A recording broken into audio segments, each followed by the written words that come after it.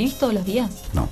Escribo lo menos que puedo, como casi todos los escritores. No creo que haya un escritor serio que escriba todos los días, ¿no? Se dan casos, por supuesto, pero algo que dicen casi todos los grandes escritores que he leído, hablan de su dificultad para escribir y de cómo interponen elementos de su propia realidad para evitar la escritura. Hemingway se mata, entre otras razones, según dice, porque no podía escribir, no podía hacer el amor, no podía beber y no podía fumar, que eran las únicas cosas por las que valía la pena vivir, decía, ¿no? Y ponía en primer término, si no me equivoco, tomar el whisky y después hacer el amor. La literatura la ponía en el tercero o cuarto. Y sin embargo, cuando Hemingway muere, se encuentra en una especie de heladera 7 kilos de manuscritos. 7 kilos de manuscritos es una barbaridad. Vale decir que ni siquiera llevaba el registro de lo que escribía cuando escribía. Un escritor está casi siempre frente al problema de que no escriben. Preguntarle a un escritor cuando escribe es casi obligarlo a mentir, porque no tiene una idea muy clara cuando escribe. Lo que sí siente, en general, es que no escribe nunca, ¿no? A esta altura, ¿ya es más oficio que otra cosa o todavía necesitas de la inspiración? Yo no creo en la inspiración. La inspiración es una invención de la poesía romántica y de ciertos espíritus extremadamente delicados y aéreos, diría. No existe la inspiración en ninguna de las artes, ¿no? Existe un estado muy particular que te lleva a la escritura o te lleva a la pintura o te lleva a la música, pero aquella que llamamos inspiración es, sin duda, una serie de ideas recibidas de las que no tenemos conciencia. De pronto, una melodía escuchada en la calle le produce a un músico la idea de las notas iniciales de una sinfonía. Pero inspiración, algo así como que viene un ángel y te dice lo que tenés que hacer, eso ocurre únicamente en los libros sagrados. Ni Edgar Poe, que se supone el arquetipo del poeta romántico, creía en la inspiración, ¿no? Yo terminé en el 91 una novela cuya primera página había sido escrita en 1961.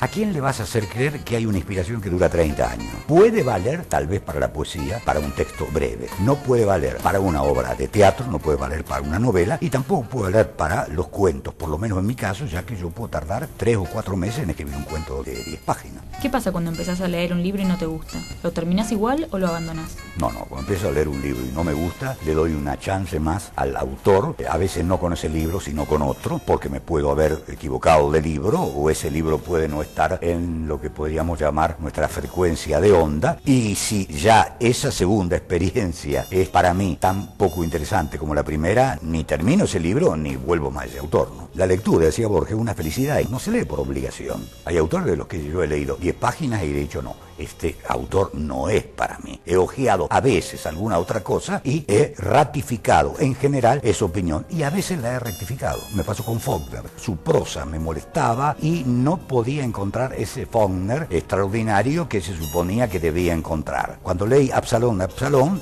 sentí literalmente, este es uno de los más grandes novelistas que ha dado la literatura contemporánea. Pero Faulkner a mí me costó mucho trabajo leerlo. ¿Qué significa que un escritor encabece la lista de los más vendidos? Nada.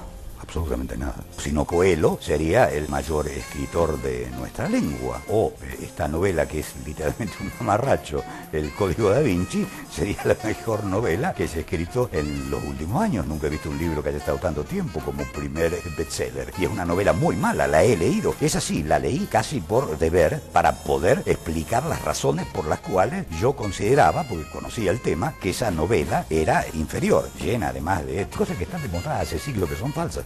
¿Y por qué crees que la gente la consume? No sé ni me importa. Tiene que ver con el mercado. Palabra que está tan ajena a mí como la estrella Sirio. ¿Qué sentís cuando ves a alguien leyendo alguno de tus libros? No me ha pasado muchas veces. Pasaba más antes cuando uno viajaba en tranvía o en colectivo, pero ahora nadie lee. Los colectivos y los tranvías han desaparecido. Pero una vez me pasó algo que es mucho más lindo que alguien lea un libro tuyo. Fue en una feria del libro, un chico muy joven se estaba robando un libro. Entonces yo me puse a hablar con el vendedor para que no lo viera, por supuesto. Y de pronto vi que ese libro que se estaba robando era un libro mío. Él ni me había conocido y además estaba muy preocupado en el hurto. Y eso me dio una profunda alegría porque uno roba aquellos libros que realmente le importan. Como todo escritor, he sido, no digo un frecuente o caudaloso robador de libros, pero un buen robador de libros. De aquellos libros o que no estaban a mi alcance y que los quería leer, o autores que compulsivamente me llevaban a querer sacarlos de ese estante y llevarlos a mi casa. Sentir que eso estaba ocurriendo hablando conmigo, era como si hubiera venido ahí sí una especie de ángel y hubiera dicho: señor, usted acaba de recibirse de escritor. Decís que la muerte es un contrasentido. ¿Qué te provoca pensar en tu propia muerte? Y en general me produce un efecto catastrófico. No tengo ningún interés en pensar en mi propia muerte, porque la muerte no es solo el paso de la vida hacia otra cosa que ignoramos, es también las condiciones en que se muere. Puede haber muertes espantosas, dolorosas, tristísimas. Uno puede morir en un momento en que siente que todo está mal, por ejemplo, lo que debe ser una muerte horrible. O puede morir en el que siente que todo está bien, lo que puede ser una muerte agradable. Pero como no sabemos la que nos va a tocar, mejor no pensar en eso, ¿no?